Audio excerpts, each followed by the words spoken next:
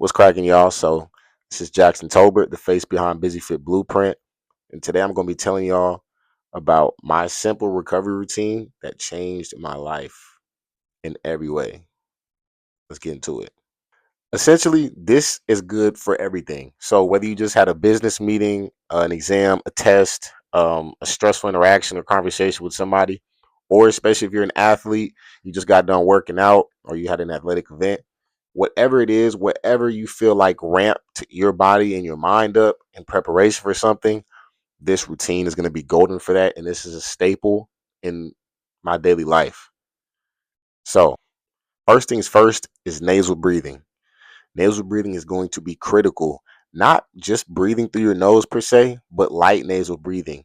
So, it's essentially a lot of people are heavy mouth breathers, and people don't realize that this is a telltale sign that they've been stuck in fight or flight, or if you want to get technical, your sympathetic nervous system, which is not something you want to be stuck in all throughout the day. That is only for a car crash or when you hear gunshots, but you don't want to be stuck there.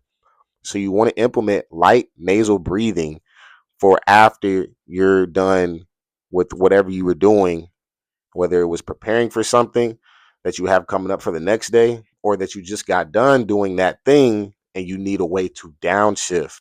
And this is going to be a great way to calibrate your nervous system because essentially it's going to deliver oxygen better to your working tissues.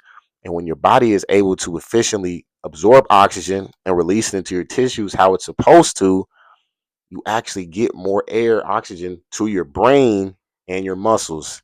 And this is great for healing and it allows your body to rest and finally kick in the natural restorative and regenerative process that gives you the ability to bounce back that day or the next day. For me, most time, it's that day. Next is going to be stillness. So I like to combine all three of these things. I'm going to go down the list. I just finished with nasal breathing. But this next one, which is stillness, is really key and critical too, because a lot of times we're just going throughout our day and we don't realize we've been fidgeting. We have that. We've been clenching our jaws all day, or our forehead's been tense, or our hamstrings been locked, or you've been tapping something all day, or your calves been tense all day. Whatever it is, a lot of times stillness helps us to find those things naturally and let those things come to us. But stillness is the first step in getting your body back to what I like to call zero or neutral. And in order for your body to kick in into its recovery process, you have to first let it know that it is okay and safe to do that. And so that is solely what stillness is for, to let your system know that it's okay to start getting back into fine tuning your movement and getting back to that healing. Last but not least is mindfulness. Now, this is what really puts all of these together. So you have light nasal breathing, you have stillness, and you have mindfulness. Mindfulness is what greases the grove. When you're able to become aware of all of these practices and what they're doing in your body and what they're doing for your body, it becomes 10 times better than what would be if you were just mindlessly performing this routine. Essentially, when you're nasal breathing, pay attention to your rib cage and how it moves. Pay attention to the gentle expansion and the gentle contraction of the rib cage. When you're being still, pay attention to the small sensations that arise. What's tightening? What's clenching? Is your body shriveling towards your center, towards your pelvis? Pay attention to these little things that are subtle that you would have not seen or noticed otherwise. So when you implement mindfulness, make sure, guys, that you take about 5 minutes to do this. It doesn't take an hour. It doesn't even take 30 minutes. It can just take a few minutes out of your day. And it's even more powerful and the effects are more longer lasting if you do so every few hours. You don't even have to do this every hour. You can. I like to.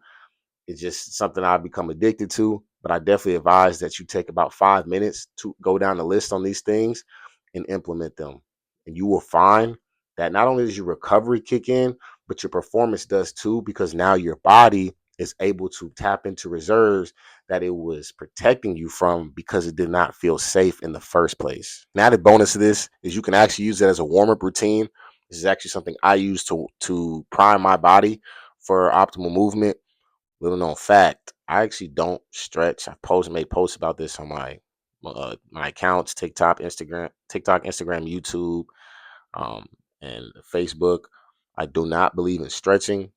If you like to stretch, that's something you can do, but I don't stretch. I don't do foam rolling, any other normal warm up modality.